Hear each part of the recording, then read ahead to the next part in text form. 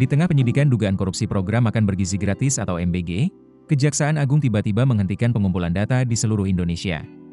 Apa alasan dibalik keputusan ini? Apakah penyidik sudah mengantongi bukti yang dibutuhkan? Kejaksaan Agung resmi menghentikan kegiatan pengumpulan data dan keterangan terkait pelaksanaan program makan bergizi gratis atau MBG yang sebelumnya dilakukan di berbagai daerah. Keputusan tersebut dituangkan dalam surat yang dikirim kepada seluruh kepala kejaksaan tinggi di Indonesia. Kepala Pusat Penerangan Hukum Kejagung, Anang Supriyatna, membenarkan adanya surat tersebut. Menurutnya, penghentian dilakukan karena batas waktu pengumpulan data telah berakhir. Ia juga menegaskan bahwa surat penghentian diterbitkan agar proses pengumpulan data tidak disalahgunakan dalam pelaksanaannya. Surat bernomor B3256-FT2-FD.2-07-2026 yang diterbitkan pada 10 Juli 2026 itu ditandatangani Direktur Penyidikan Jampitsus Kejagung, Syarif Sulaiman Nahdi. Melalui surat tersebut, seluruh Kejaksaan Tinggi diminta menghentikan seluruh aktivitas pengumpulan data maupun keterangan yang berkaitan dengan program MBG di wilayah hukum masing-masing. Perintah itu merupakan tindak lanjut dari surat sebelumnya yang diterbitkan pada 15 Juni 2026. Saat itu, Kejaksaan Agung meminta seluruh Kejati melakukan inventarisasi serta mengumpulkan berbagai informasi mengenai pelaksanaan program MBG yang dikelola Badan Gizi Nasional atau BGN. Lalu, bagaimana nasib data yang sudah dikumpulkan? Menurut Anang Supriyatna, seluruh data yang telah diperoleh dari daerah tetap akan dimanfaatkan dalam proses penyidikan yang sedang berjalan.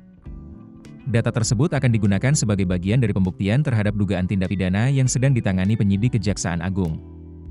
Sebelumnya, Kejagung memang telah meminta sejumlah Kejati melakukan pengecekan terhadap laporan mengenai Satuan Pelayanan Pemenuhan Gizi atau SPPG di sejumlah daerah.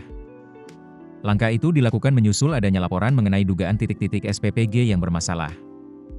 Termasuk dugaan keberadaan SPPG fiktif maupun persoalan lain yang berkaitan dengan perkara yang tengah diselidiki.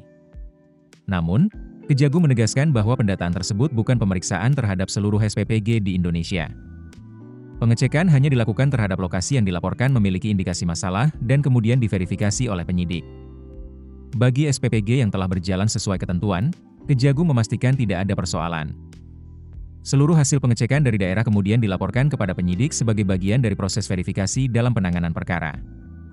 Saat ini, Kejaksaan Agung masih menangani kasus dugaan korupsi tata kelola program makan bergizi gratis. Dalam perkara tersebut, penyidik telah menetapkan 7 orang sebagai tersangka.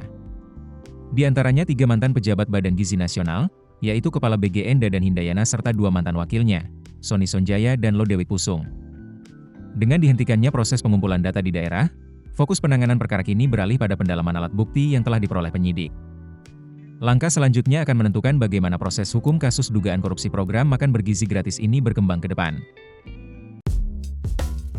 Keputusan bisnis terbaik datang dari data, bukan tebakan. Mudah berlangganan Business Insight dengan subscribe with Google.